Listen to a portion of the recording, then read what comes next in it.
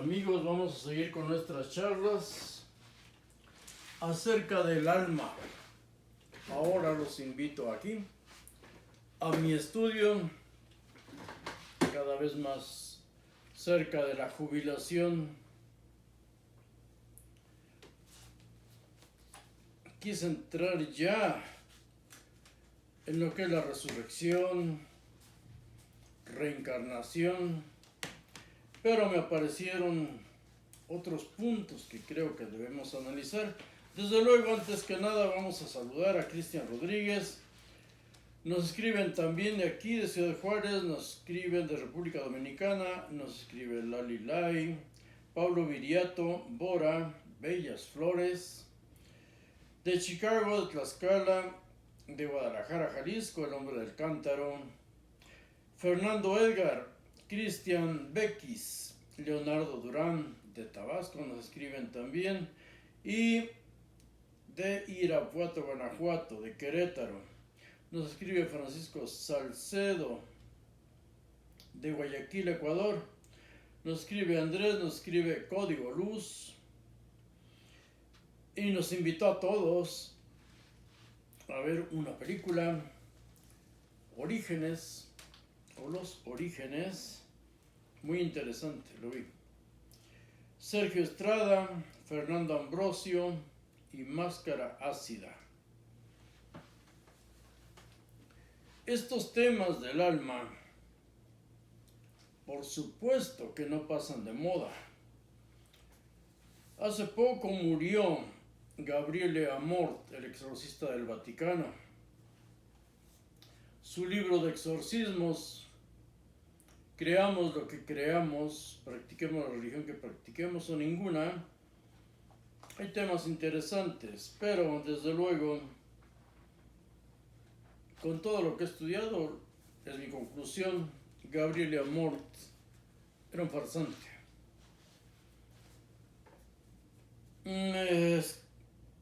He tratado antes acerca del libro de Enoch, el profeta, porque muchos hablamos acerca de Enoch, pero hemos leído su libro.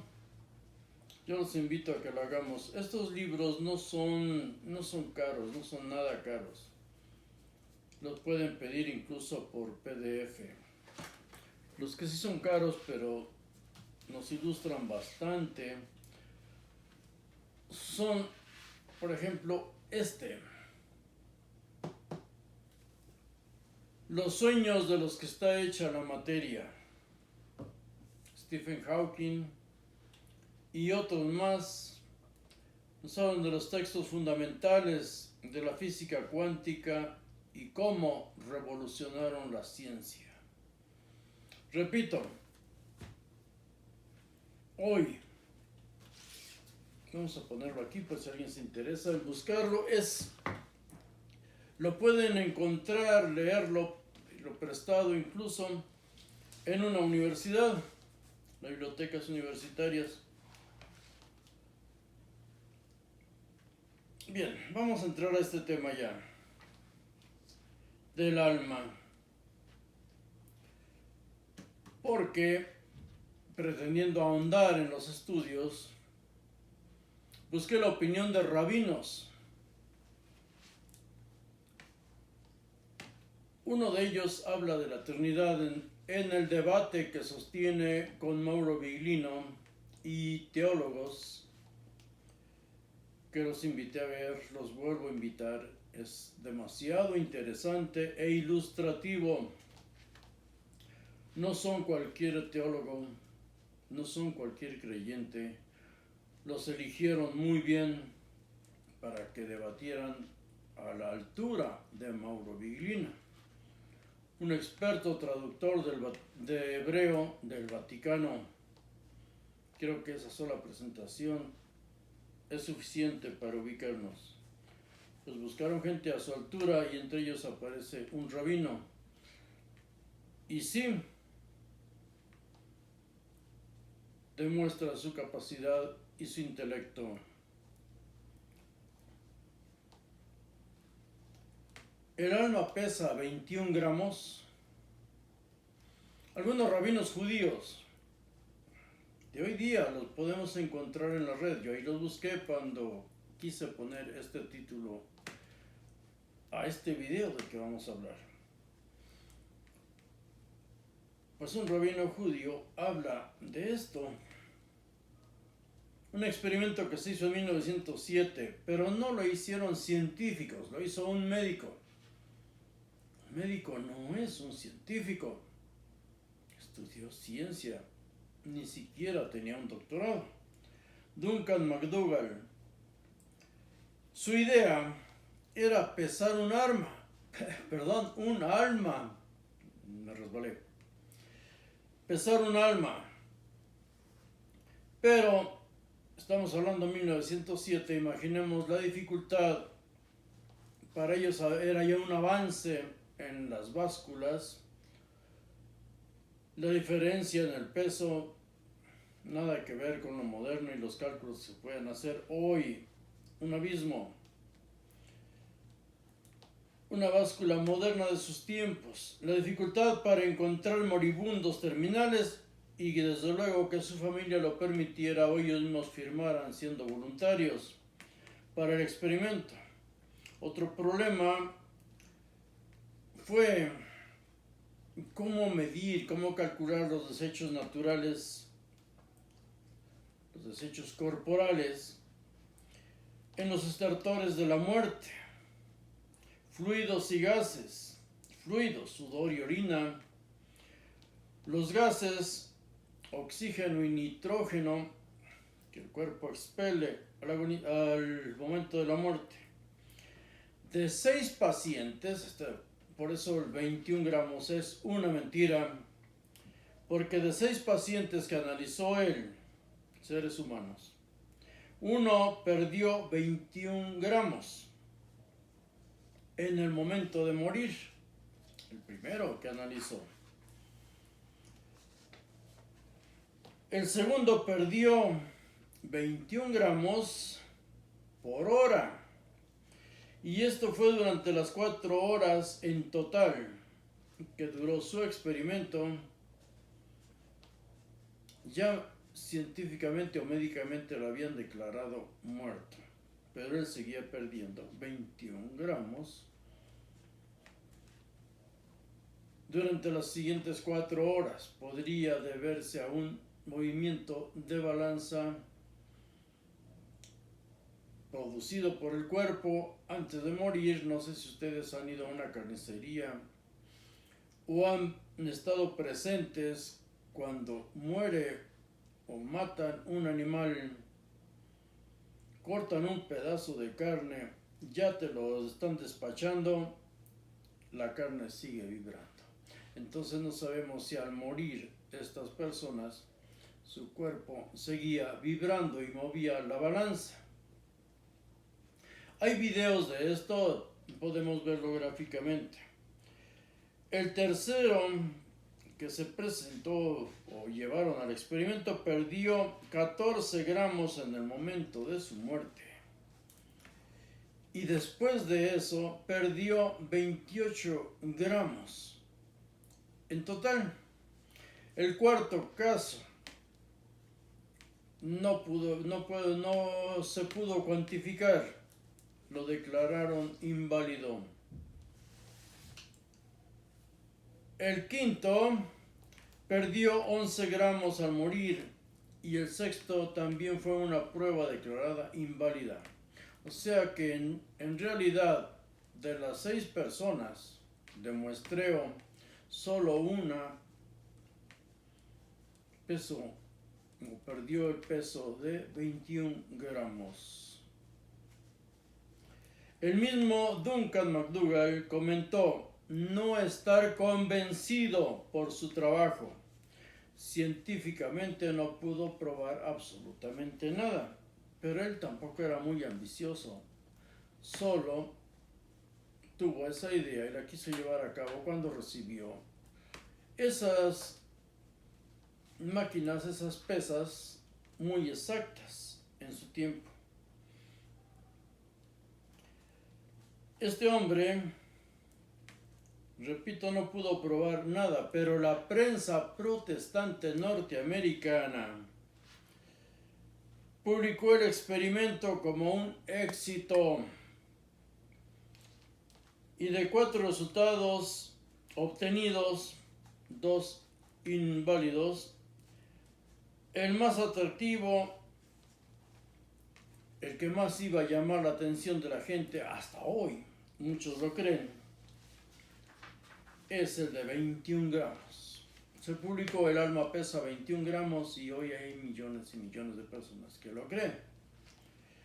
El médico hizo otro experimento con 25 perros, pero como no podían firmar su aceptación o ir como voluntarios, pues fueron asesinados, una muerte provocada. No notó cambio en el peso y desde luego, repito, la prensa protestante norteamericana se dio el lujo de decir los perros no tienen alma, solo los seres humanos. Está comprobado por la ciencia, así lo dicen ellos. Los perros no tienen alma. Hoy la neurociencia explica la pérdida del peso al morir. Repito, los gases o por fluido y calor.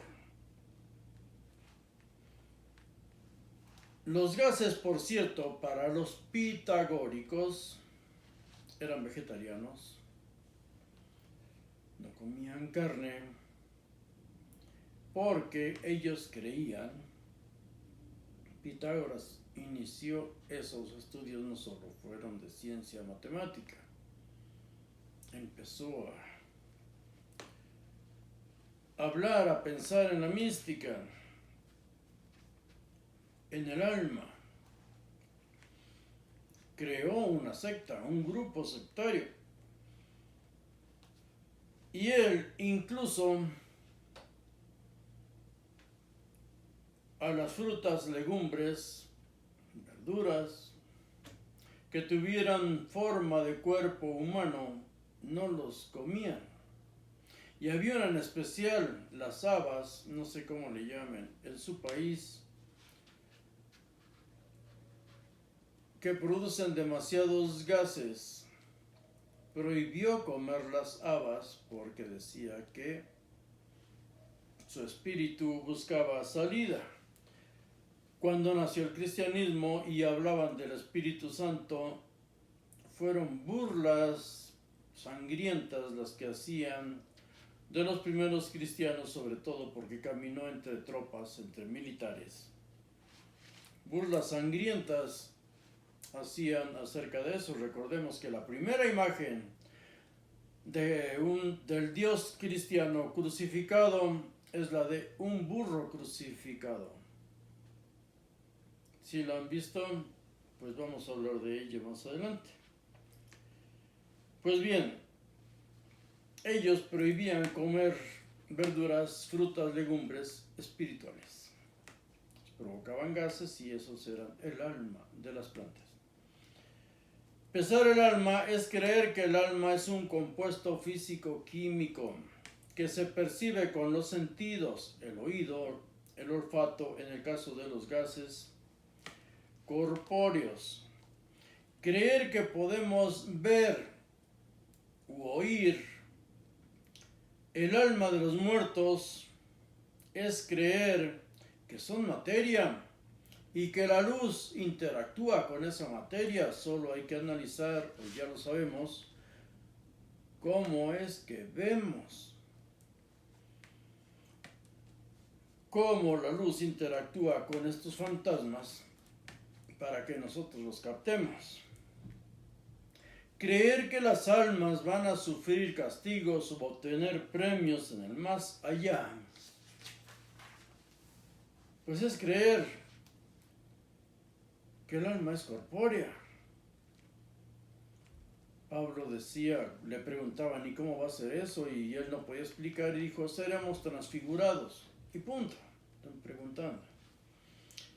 Creer que las almas existen merodeando a quienes amaron o incluso no seres amados, sino a las vecinas chismosas que siempre están por ahí y que nos quieren asustar con el alma de nuestros muertos.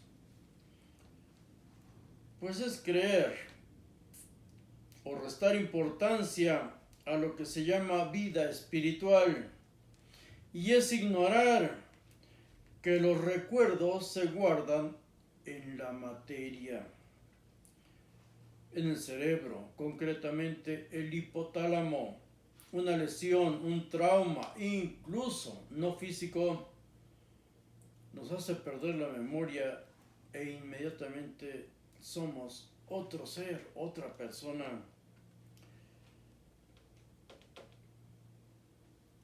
En Egipto, más de 1000 años antes de la era común, de la era cristiana, en el juicio de Osiris, podemos o debemos buscar en PDF, en internet, encontramos el papiro de Unefer, un papiro de una antigüedad de 1275. Esto sí, este papiro existe, no como en los evangelios que no existen los originales. Este papiro existe, está datado, prueba carbono 14, 1275 antes de la era común. Pero ese es el papiro que ya está guardado, al que podemos acceder nosotros. Pero el tema es muy viejo, data de 3000 antes de Cristo, y hay datos de esto escritos en algunos templos, como le llamamos nosotros, egipcios. En este papiro, este juicio de Osiris, papiro de Unefer, y hay otro, papiro de Ani, los libros de los muertos les llaman, en la Biblia, que conocían de todo esto los escritores, pues hablaban de: no me borres del libro de la vida. Tenían que modificarle un poco, pero aquí se habla de los libros o los textos de los muertos. Pues bien, en estos dos textos, en este precisamente se pesaba el corazón del escriba Unefer. En una parte de la balanza estaba el corazón del escriba y en otro la pluma de la verdad, el registro de tus acciones de Mat o Tot, el dios con cabeza de ibis. Se juzgaban tus acciones, lo mismo que en la Biblia, no tus pensamientos, tus emociones o tus ilusiones. Santiago escribe, supuestamente, el hermano de Jesús escribe: muéstrame tu fe con tus obras. A nadie le importa lo que tú piensas o lo que tú creas. A todos nos importa lo que tú haces con tus creencias. En este papiro de Unefer, antes de ir a juicio, se recitaba, también aparece este texto en el papiro de Ani, libros de los muertos, repito.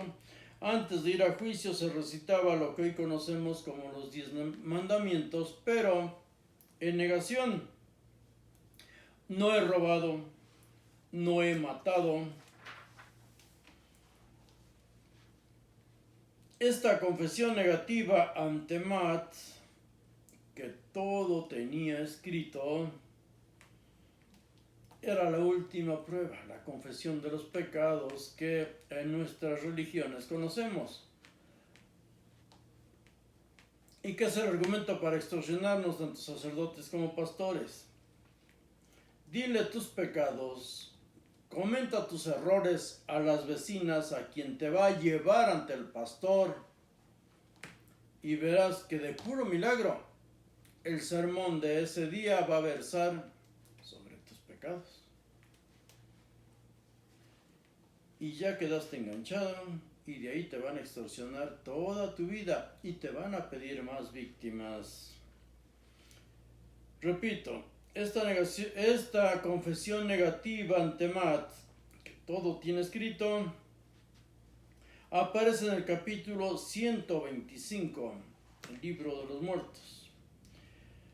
Conocimientos y mitos egipcios fueron transmitidos a los cananeos a los israelitas también, por sacerdotes, los israelitas eran cananeos, por sacerdotes que oficiaban en los templos de sus dioses, construidos por reyes peleles como Salomón, que construyó y reconstruyó templos de los dioses egipcios cuando Egipto controlaba hasta los límites con Asiria. Esto es histórico y los arqueólogos los han encontrado. Otros sacerdotes egipcios vagaban por el desierto y montañas cananeas, moabitas o árabes, sin poder entrar en las ciudades,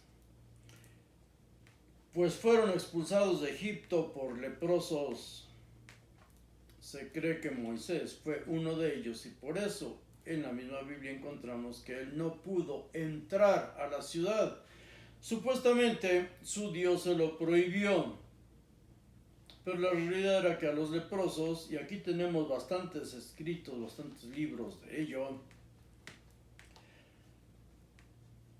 en las ciudades no permitían entrar leprosos, y de las ciudades de Egipto fueron expulsados por leprosos también muchos de ellos, porque si estabas leproso no importaba si eras sacerdote o eras cualquier plebeyo. En el papiro de Unefer, que es solo una de las versiones del Libro de los Muertos,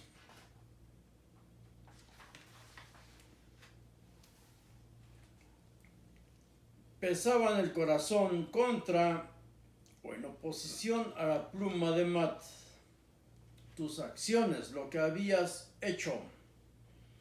Pero en la versión del papiro de Ani, lo que se pesa es el alma. En los griegos le llamaron psicóstasis. Psicóstasis. Un juicio después de muertos ante un tribunal divino. Este tribunal lo conformaban 42 dioses. Estas mitologías pasan a griegos, repito, a los hebreos y desde luego a los cristianos. En la Biblia lo vemos. En estos textos habla, y en la Biblia hebrea también, de cruzar el campo de juncos. En estos libros aparece cruzar el campo de juncos en el pasaje 110, Libro de los Muertos. En la Biblia vemos que Moisés cruza el mar de juncos, o el Suf. Busquemos este dato. Éxodo 15:22 en Biblia hebrea, o en su defecto en nuestro celular o computadora, tablet, lo que sea. Escribamos ese versículo y ponemos Biblia interlineal y va a aparecer Suf, carrizal, carrizo, una caña, papiro, y también una, pero no la única, de sus definiciones sería bermejo o rojo para nosotros. Pues bien, Moisés cruza el mar de juncos y salieron a Shur, el desierto suroriente de Palestina, en la frontera oriental de Egipto. Éxodo 15:22, Biblia hebrea, o repito, Biblia interlineal, hebreo-español.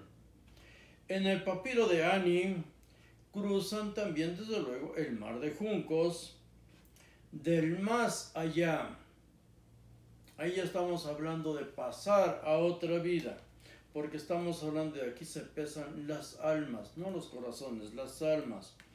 Al cruzar Ani y Tutu, este nombre no se nos va a olvidar y no lo debemos olvidar. Tutu.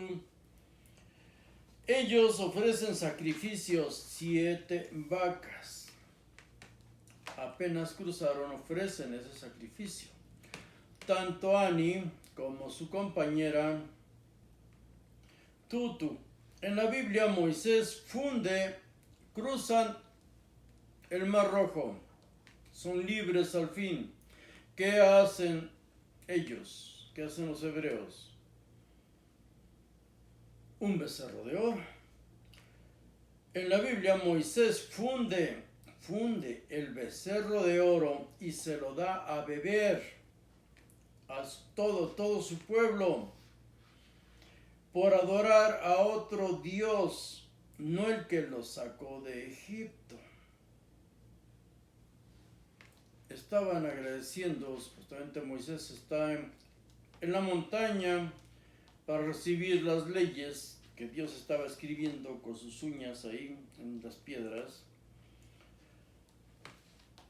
Y como se tardaba en bajar, el pueblo que acaba de recibir el milagro más maravilloso que podía tener, inmediatamente se puso a adorar un becerro porque el hermano de Moisés fue el que lo formó, el que lo creó. Moisés baja, funde el becerro de oro y se los da a beber al pueblo. En el libro de los muertos, Ani y Tuto cruzan los campos de juncos y aceptan, pero repito, hay dos versiones, aceptan al dios Socaris o Sobek, el dios cocodrilo, el dios más temido del Nilo. Cruzaron ellos el mar de juncos. Los juncos están desde luego con agua en su base, en su tallo. Puede haber cocodrilos ahí. Se encomendaban para cruzar esos lugares a este dios, al dios Sobek.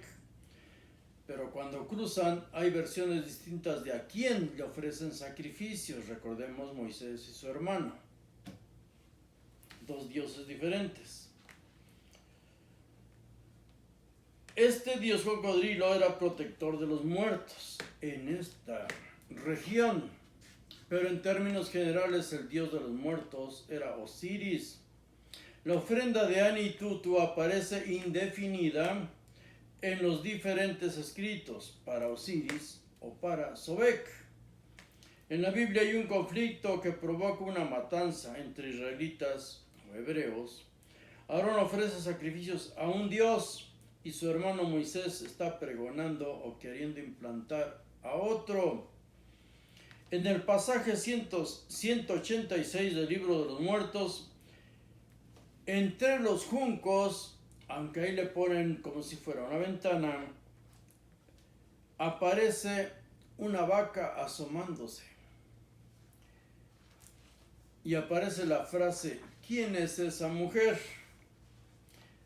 Es Hathor o Hathor, la reina de Occidente, la señora de la tierra sagrada.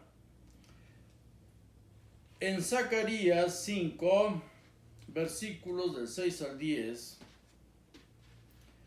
aparece una mujer en un éfod.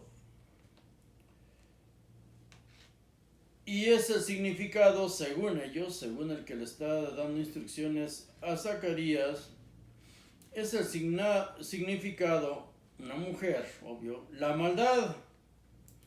Y es llevada, por supuesto, por otras dos mujeres con alas de cigüeña a las tierras de Sinar para edificarle un templo. Las diosas, así como vemos que cambiaban, había dioses en todo el camino, en todas las ciudades, pero algunas eran conocidas en varios pueblos, aunque fueran muy lejanos. Sinar, Babilonia. Otro punto, en el libro de los muertos el escriba Ani está casado o es pareja de Tutu. Él es escriba. Tutu es una sacerdotisa. Y la mayoría de sacerdotisas servían a las diosas, no a los dioses. Y sus rituales los vemos en el producto, en la gestación, en la producción, en las cosechas. Él es un escriba, Ani es una escriba. Su mujer es una sacerdotisa. Oseas 1:2. Dios le ordena al escriba, Oseas, toma para ti una prostituta, para que tus hijos sean llamados hijos de prostituta, hijos de ramera. Si aquí le llama prostituta, Dios le ordena y este se sacrifica, pobrecito. Se trata de una sacerdotisa, pero de un templo diferente, de un dios o diosa. Normalmente, repito, sirven a las diosas. Isaías también usó las servidoras o profetisas. En 8.3, Isaías 8.3, tomó una y la embarazó. Pero el tema aquí es por demás interesante. Todo para informarle que como no habían aceptado el culto de Siloé, fue donde el primer templo que tuvo Jehová en Israel, en Siloé, traería a los asirios contra ellos. Su mismo Dios iba a traer a los asirios contra ellos para que los cuerieran. No podía decirle esto sin que se inspirara embarazando a la profetisa, que normalmente eran niñas. Y por cierto, es al rey de Asiria al que clama el profeta, oh Emanuel, oh Emanuel. ¿De dónde vienen? De Asiria. Asirios, babilonios, partos. Oh Emanuel, Dios con nosotros. Leemos esto en Isaías 8:8. Recordemos la alegoría con Jesús y el nombre Emanuel. Immanuel, Dios con nosotros. ¿Por qué? Porque desde el nacimiento de Jesús, que está allá en la Galilea, es camino donde todos los asirios, los babilonios, los partos van y hacen negocio y también guerras contra Roma. El área de Galilea tiene contacto con todos ellos. Jesús es un Mesías. Si es un Mesías, es un hombre de guerra. En su nacimiento nos dice que estuvieron sacerdotes, fueron tres sacerdotes partos, tres magis. Para nosotros nos juegan el dedo en la boca como niños porque nos dicen que tres reyes magos. Ni dice que sean reyes, pero sí dice tres magos o magis. Y magis son sacerdotes partos de la religión persa, Ahura Mazda. Por eso tenían tanta desconfianza los romanos de todo lo que oliera a Partia. Las rebeliones contra Roma, todas vienen de esa área de Galilea. Volvamos al escriba egipcio y su sacerdotisa. En la lámina 15 y el número 23. Todo esto lo encontramos en la red, yo lo verifiqué, no solo en los libros. Lámina 15 y el número 23. Ahí usan el Ankh o la llave de la vida. Hemos visto el Ankh para la apertura de la boca, recibir el aliento de vida. Al aspirar el aire por la boca, se supone, se reavivan los 5 sentidos. El rito católico de la comunión es algo muy parecido, o que nos quiere rememorar a los que leemos esto, de aquellos ritos egipcios de hace 5000 años. Eliseo, recuerdo en el video anterior cómo Eliseo resucita a un niño. Eliseo usa su lengua en lugar del Ankh y a boca abierta, repasen el video anterior, a boca abierta resucita al niño. En 2 Reyes 4:34 dice literalmente, puso su boca sobre su boca. Y el niño, lo leímos en hebreo, la carne se calentó, volvió a la vida, se reanimó. Pablo ordena a los cristianos a saludarse con un beso santo. Así está la frase escrita, salúdense con un beso santo. En Romanos 16:16, 1 Corintios 16:20, 1 Tesalonicenses 5:26, 2 Corintios 13:12, 1 Pedro 5:14 y en Hechos 20:37. Y cuando Pablo estaba triste y tenían problemas, todos se consolaban besando a Pablo. Qué bonito, ¿eh? Y nos escandalizamos con que en un evangelio gnóstico, yo aquí los tengo, casi todos ellos, espero que ustedes los hayan leído, en un evangelio gnóstico nos dicen que María Magdalena besaba en la boca a Jesús y sus discípulos se escandalizaban. Por supuesto, una mujer no podía besar en la boca a un hombre. Entre hombres, sí, está escrito en la Biblia. Lo normal es que se besaran los hombres en la boca.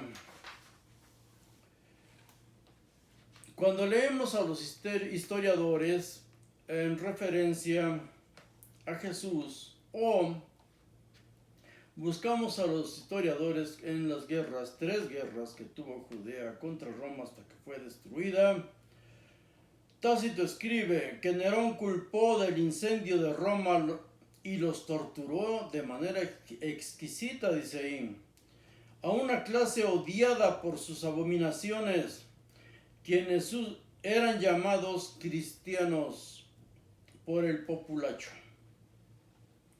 Cristos, de quien el nombre tuvo su origen, Cristos no es un nombre, es un título, pero al llamársele a él Mesías o Cristos, sus seguidores eran cristianos.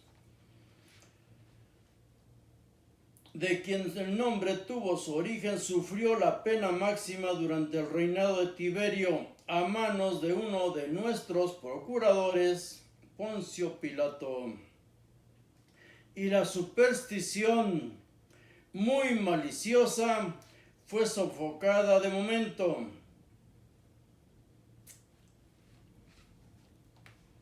Vean qué bonito todo esto, ¿verdad? Volviendo a lo espiritual, ¿qué opinan las diferentes sectas judías hoy acerca del alma? Sí, hoy día, ¿qué opinan las sectas judías? Porque son infinidad de sectas. Muchos creemos que decir judío, todos creen lo mismo, todos piensan lo mismo y todos actúan igual. No es cierto. Hay infinidad de judaísmos, infinidad. Solo hay que irlos buscando. En la red los encontramos. Hay una página, hablando de la red, una página en YouTube que se llama Judaísmo Abierto. Un presunto rabino, bueno, por lo menos tiene demasiada barba. Bueno, bigote. Judaísmo Abierto. Nos habla de la diferencia entre alma y espíritu, que fue nuestro tema anterior. Concuerda con nosotros casi en todo, pero para fundamentar o darle cuerpo a su exposición parte de un engaño, el engaño de los 21 gramos que el mismo autor del experimento, el Dr. Duncan McDougall, concluyó que no era real, que no había dado una información única. Es falso, entonces, ¿para qué citarlo? Un rabino. Este rabino cita el Talmud en los trabajos del Shabbat y dice ahí que el ser vivo se alza a sí mismo. Por supuesto, mientras estés vivo, estás de pie. Mientras el alma está en el cuerpo, este está elevado y dice ahí, y pesa menos. Y cuando el alma se va, cuerpo muerto, tartamudea. No haya cómo explicarlo. Pero él sale inmediatamente por la tangente. Dice que el alma pesa aún menos. Y dice el opuesto a los científicos. Ya habló de los 21 gramos, pero repito, no fueron científicos, fue un médico que se le ocurrió hacer ese experimento, como otro médico, por cierto, mexicano. Bueno, nació en México, pero era de origen judío, Greenberg. Y creo que muchos, sobre todo si somos adictos a la ufología, sabemos quién es Greenberg. Se basó en una sola palabra para escribir un libro y hacerse rico, famoso, pero se le ocurrió tratar con políticos y desapareció. Pero eso lo ha hecho inmortal, porque entra dentro de las teorías de conspiración, pero de él hablaremos después. Pues bien, no se trata aquí de los científicos, de una opinión de los científicos, sino la de un solo médico. No fueron científicos, fue un médico y remata, se comprobó que hay un alma. O sea, para él sí quedó comprobado que hay un alma. No es verdad. Este hombre después mató 20 perros y no les encontró alma. Hay nuevos experimentos buscando alma o auras de energías. Pero eso, y aquí sí estoy de acuerdo con este rabino, eso no es el alma. El alma es intangible y nos habla este rabino de los 3 niveles del alma que el judaísmo que estudia reconoce.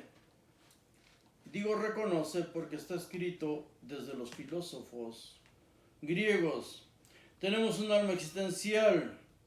Para los hebreos es nefesh y está ligada a todas las acciones de nuestro físico en vida, nuestros sentidos. El otro plano del alma es el espíritu y dice que está dentro del alma. O sea, el espíritu lo tenemos dentro de nosotros. Perfecto, de acuerdo. Pero ese espíritu es el que nos podemos crear o insuflar o imbuir a nuestros hijos, a nuestros alumnos, a las personas que nos ponen atención. Y nos habla al fin rabino de un alma suprema, que está dentro del espíritu y dentro del cuerpo o el alma corpórea. Dentro del alma existencial está el espíritu y dentro del espíritu está el alma suprema. Esto desde luego es teología. Cuando mueren, dice él, ellos creen en la reencarnación, entonces debe quedar algo de materia para poder reencarnar. Cuando mueren queda un huesito pequeño, él le llama luz, no dice dónde está ese huesito. De este huesito volverás a resucitar. Son sus palabras, pueden ver el video. El alma suprema asciende, dice él, a lo alto. Pero hay otros rabinos en Israel, ¿sí? En Israel. Creen otras cosas que nosotros podemos estudiar en el hinduismo. Muchos ya lo conocemos. No solo los hombres tienen alma, sino que también lo tienen los animales, y algunos dicen que hasta las plantas lo tienen. Por cierto, ustedes saben cuándo la Iglesia Católica reconoció que las mujeres tenían alma, y las mujeres inculcando cristianismo desde hace miles de años. Busquen este dato, es interesante. Veamos esto de los rabinos que creen que el alma de un ser humano reencarna en los animales. Esta es una nota periodística del sábado 4 de junio de 2011. Viene de Israel. Dice aquí, un tribunal rabínico de Jerusalén condenó a un perro a la pena de muerte por lapidación al considerar que el alma de un abogado... ¿Qué onda? Al considerar que el alma de un abogado secular al que habían maldecido 20 años antes se había apoderado del perro. No encontró otro lugar mejor de ser abogado. El caso del que se da cuenta este viernes el diario Yediot Haronot ocurrió el pasado miércoles en el tribunal de una de las comunidades ultraortodoxas del barrio Mea Shearim, al que el perro había entrado y se negó a abandonar después de los repetidos intentos para ahuyentarlo por parte de los guardianes. Según el diario, uno de los jueces rabínicos recordó entonces que 20 años antes, en el mismo lugar, sus predecesores habían maldecido a un abogado secular famoso, cuya alma, al fallecer, debía quedar encerrada en ese animal que la ley religiosa judía considera impuro. Pobre perro con el alma de un abogado. El juez rabínico, cuyo nombre no se da a conocer, dijo haber identificado al abogado en el perro, que, indignado al ver a su vez por la maldición, había acudido de nuevo al tribunal para que lo liberaran. Los rabinos ordenaron apedrear al animal hasta que el alma saliera, es decir, hasta que el can muriera. El presidente del tribunal, el rabino Levin, desmintió que existiera un fallo judicial al respecto, pero uno de los guardianes confirmó los hechos y aseguró que había salido una orden verbal de un grupo de niños, a un grupo de niños, para que lo apedrearan, no como castigo al animal, bueno, menos mal, sino para liberar el alma del abogado que amedrentaba al canino, lo atormentaba. Ahí vemos los exorcismos de Gabriel y Amort, tan locos unos como otros. ¿Qué mentalidad de estos rabinos ortodoxos allá en Jerusalén? Pero al ser rabinos ortodoxos, lo mismo piensan los que están en Nueva York y en cualquier parte del mundo. Dice aquí, afortunadamente, antes de ver aplicada la condena al perro, este huyó del recinto y salvó su vida, lo que no ha disuadido a dos organizaciones de defensa de los animales de presentar una denuncia contra el presidente del tribunal rabínico. En Israel, estos tribunales tienen la misma autoridad que los civiles, aunque a ellos solo suelen acudir personas de fuertes convicciones religiosas que prefieren la legislación rabínica a la de los magistrados de Estado. Netanyahu prefiere matar mujeres y niños y destruir ciudades. Espero que ahora sí no me distraiga otra cosa y ya toquemos el tema de la resurrección y la reencarnación. ¿Cuál es la diferencia o qué cree toda esta gente?